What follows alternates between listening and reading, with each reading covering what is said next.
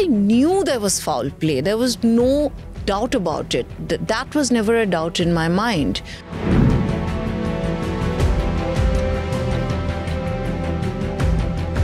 I am going to take out every single piece of evidence that has not been produced here, because I am going to prove that all of this is all bogus.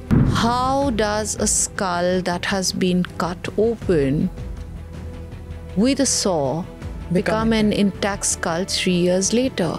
When we saw the raw data and we saw those electropherograms, each and every, a large portion of the electropherograms, the numbers were cut out, the machine printed numbers were cut out and changed.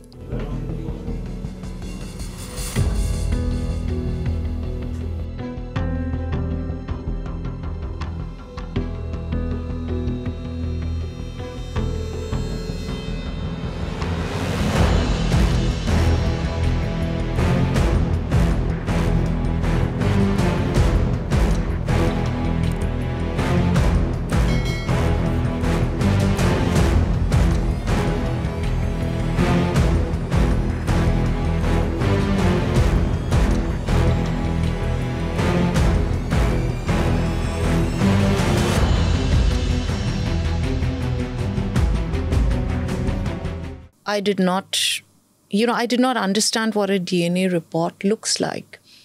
But I do recollect very, very clearly that when Sudeep Pasbola, who was my trial lawyer at that point, he just asked me one simple question when he met me, which is very interesting, that I need to know that as your lawyer, I am going to defend you. I need to know one thing: are you guilty or not guilty? Of murder? Obviously. Of conspiracy or hiding? Or anything connected to this case. You need to tell me that. Because if you tell me that you are guilty, and this is because I have not written in detail about it in the book, but I will still talk about it, then I will decide on how much to ask for. But if you are telling me you are innocent, then I am going to take out every single piece of evidence that has not been produced here, because I am going to prove that all of this is all bogus.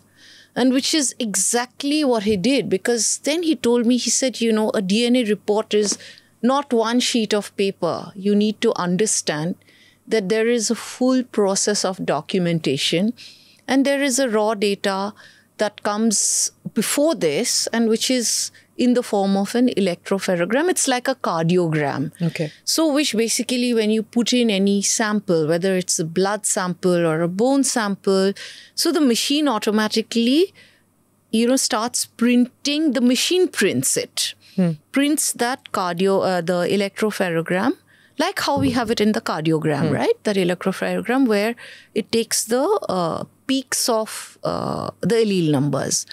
And that can only be machine printed. So when we asked for the data, finally, just before the DNA expert, who was Mr. Lade, he came to testify, we asked for the raw data. And that was the point, my lawyers said that we are going to win this. Because when we saw the raw data and we saw those electropherograms, each and every, a large portion of the electropherograms, the numbers were cut out, the machine printed numbers were cut out and changed to match my blood sample. And this is not there in the book. Yeah, that is why I'm elaborating on it right now, because now this thing is in an open court. My trial is in an open court, and people report only as much as they want to report, right? So which is convenient, and which it's also shocking creates, what you're saying. Yes. And so Mr. Lade, who is the DNA expert, actually admitted, because our defense lawyers confronted him with the electropherogram and said, isn't this supposed to be only machine printed? He said, yes. And then after that, they said, but there are, handwritten changes here to the numbers. And then he said that I have changed it. So, and from that, finally the DNA report was that one sheet of paper was attached to that.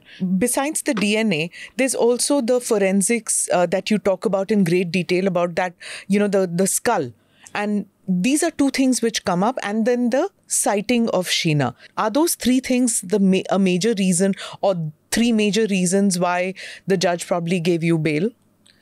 I am not going to talk about the decisions of the court right now, because the matter is sub judice. So I don't want to talk about the decisions. But what I can talk about is the evidence that has already come on record, because the trial is in an open court. But whatever has come on record, I can talk about that. Apparently in 2012, this is as per the statement, as per the case. That is the crux of the case, that in 2012 May, apparently, which of course they state in 2015, somewhere in a part of Maharashtra, in a remote part of Maharashtra, a body was found, and that body, a post-mortem was done on that body. And a post-mortem report was prepared by a doctor, Sanjay Thakur, who works with the government.